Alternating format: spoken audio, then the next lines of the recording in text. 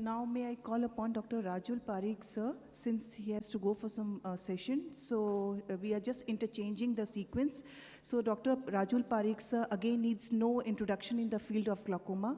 Through his exemplary work, he's been a source of inspiration for all the young brigade. Sir, the dais is yours, sir.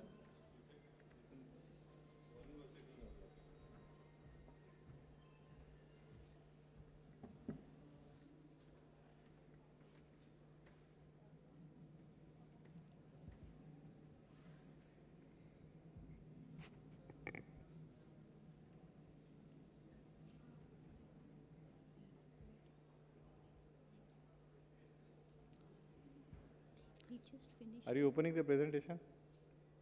Then Rajul Parikh.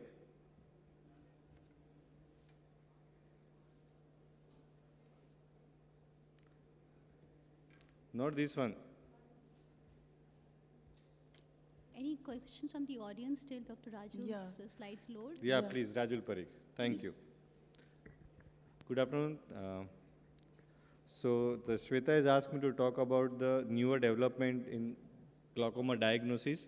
So in next 6 minutes, I'll try to cover the most important. There are too many things happening and it's impossible to cover. I'll just try to give the overview. So if you look the last seven decades, we have moved from the Shior's application, which is gold standard. Now we have sensors and the research is going on along with the IOL or glaucoma device that we can measure actual 24 hours IOP. From kinetic perimetry, we have moved to the conventional perimetry, gold standard, Humphrey octopus, and to the virtual perimetry, which is available with the threshold program. So just one IOP. So these are the IOP sensors, which it can be implanted along with the IOL or glaucoma drainage devices. The human trials is going on. So people have published case reports and all that. I'm not interested. So we are waiting for the long-term data. And then we will able to measure actual 24 hours IOP. Currently, we have triggerfish contact lens, which doesn't measure the IOP. So if we check the one pressure before we apply the contact lens and one we remove, and then we can extrapolate that fluctuation into IOP fluctuation. In perimetry, the previous session we had the newer algorithm, this 24 days 2, which is combined the 24 days, the Humphrey, and they've taken the extra points of the 10 days 2 for the early glaucoma, because some of the studies have shown that in the early glaucoma, 10 days 2 picks up the scotoma, which can be missed by 24 days 2 because they have a 2 degree points apart rather than 6 degree, which is in the 24 days 2. So this is the 24 days 2C. Then we have, and you can see one example. This is 24 days 2, which has not picked up. 24 days 2, he has picked up the scotoma. So if we do only 24 days 2, we may miss. So otherwise, you can do 24 days 2 and then 10 days 2, and you can get more or less similar data, but it's time consuming. So virtual perimetry, the virtual perimetry is currently, we need more research, but it's very patient friendly. We had the company had kept the machine for a few days, and we did in few patients. It's a very patient friendly, and this one of our patients' data only. You can see it's reasonably correlates, but the virtual perimetry at this point in time is, I would recommend only for the patient who cannot sit longer time on the conventional perimeter, because it does not have the progression software. So full threshold data, I had asked them to give me the data, how they have collected. They have not given me the information, but they have threshold programs, so then they are claiming they have collected the normal population data. So in that case, they are good, but we need progression software if you really want to convert our perimetry from the conventional to the virtual perimeter. But at this point in time, patient who cannot sit, who are sick, then we can do the virtual perimeter and we can get decent data. Another example of the perimetry, not virtual, but Melbourne rapid field. They also have a threshold and screening data. At this point in time, whatever I have read the literature, I think they need something, they need to fine tune their normative database to get a better outcome. So we wait for that. In previous talk, Shifal already covered in great detail the collaborating structure and function with the forum. I'll just give outline. So we have the Forum Glaucoma Workstation. We are the first one to get in the West India. So it collaborates. So otherwise what you need to have a disc photograph. Of course, otherwise your clinical finding, you have to see the perimetry, then you have to see the OCT, and you try to correlate. The Forum does for you. So it gives you the, if you have a fundus camera, you gives a disc photograph, your perimetry and OCT.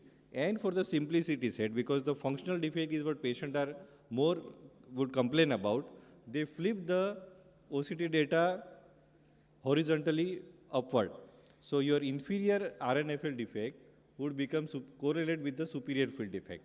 So you can explain the patients very clearly, and you also can see that this patient has a superior arcuate defect, patient has an inferior RNFL loss, correlates very nicely. So this is for diagnostic structure function correlation is happening. The same thing you can do for the progression also. And progression I cannot cover, but progression, it gives lots of scope.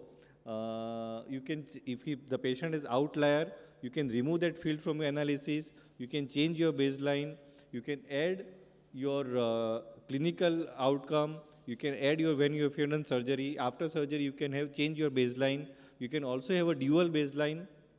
I may have an example, this for diagnosis I have covered. So as I mentioned, it flips the data, and for 10-2, it also gives you only ganglion cell complex. So it correlates your 10-2 and ganglion cell, not RNFL. So additional points. And for progression, this is how you can see. This is the field. It looks like is printout, and I'm just enlarged. So this is the trend analysis, regression analysis. You can have multiple parameters, and you can see like RNFL in third, it is labeled possible progression, and fourth likely progression. You can see very easily. And the same thing, patient has a progression on perimetry also and RNFL also. Now we are not talking the correlation because they are not correlating. This patient has superior RNFL and this patient should have actually inferior RNFL progression. So in the same print, you can see that patient machine is labeling progression, but they are not correlating. So you can look clinically and label whether patient is really progressed or not. I would rely at this point in time more to the perimetry progression as opposed to structural progression. But it gives a very fair idea that what is happening in the same printout or same machine if you have the screen there, and you can look perfectly all the parameters in one go. So to conclude, the newer options have the potential to considerably increase the quality and efficacy of modern glaucoma management because you have multiple parameters like in perimetry and OCT, which are the gold standard for glaucoma diagnosis. You can look everything together on the screen. You don't have to look perimetry, OCT and C correlate. You can just visualize like newer machines, 24-2C program, the newer technology like IOP sensors and all that, it's the future. I'm not sure when it will be available clinically, but it would really be helpful in glaucoma management. Thank you.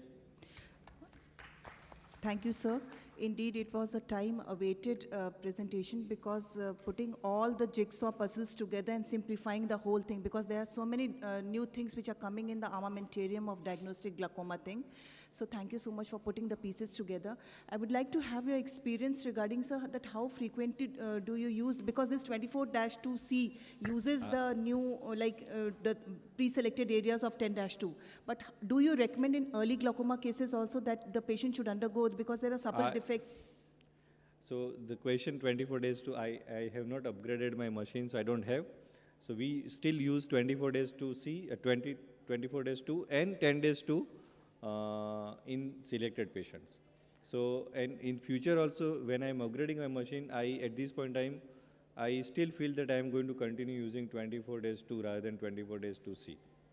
And sir, like in all the because the new school of thought says that in even the early cases of glaucoma, because the initial changes are in the paramacular area. So to detect those cases, even in the initial cases where the patient is coming to us with early glaucoma, it's recommended to go for 10-2 as well. Yes. So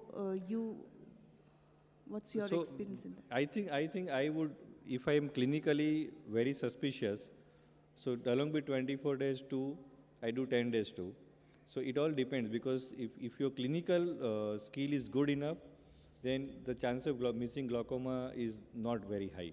So I would reiterate that a good clinical examination, how you examine your disc, is very important. So relying only on machine, so because if you do 24 days 2C or 24 days 2, patient can have first field, significant number of patients have a learning error. So if you have to go back to the basics, and if you have not done the disc examination, everything else is will become very, very scary actually, because then you will overdiagnose the disease. I would like to say something. Like since if we don't have 24-2C at this point of time, I think we can always use the option of fovea on with 24-2. So you can get a better idea. Yes, if you have 24-2C, it is good because at the same time we know what is happening in the central field also. But if you don't have, then I don't think that you need to upgrade it. You can use that that fovea. We can keep the because a lot of time people keep fovea off. Yes, I think we always keep the fovea on. Unless a patient has a problem and they cannot fixate, it's A lot always of time on. the usually. fovea people Okay. yes. No, we do have 24-2C. Maybe you have to Yeah, go. please. We do have 24-2C, and we've been doing it for the last 1 year. What I find is that, the points are more closer, so the 10-2 is superimposed on 24-2. But where you have a very early glaucoma, it doesn't really pick up because already the central, but once you just have done it, do it once, it's easier, it's faster, obviously theta faster. So you do it once, but the more relevance it becomes in moderate glaucoma, where you want to pick up the early changes in 10-2, which will come later with advanced glaucoma. So at the moderate glaucoma patients, especially the ones who are not doing too well on the glaucoma drugs, for that I would go for 24-2C. But for early glaucoma, it's not really, till now, it hasn't really worked very well. Thank you. Thank you very much, ma'am, and thank you, sir. I think we are clear on the topic of when to use this 24-2C or when to go for 10-2. And as ma'am said, that fovea on always, whenever you are starting interpreting your fields, always make sure that you have opted for a fovea on image. That's more important for you.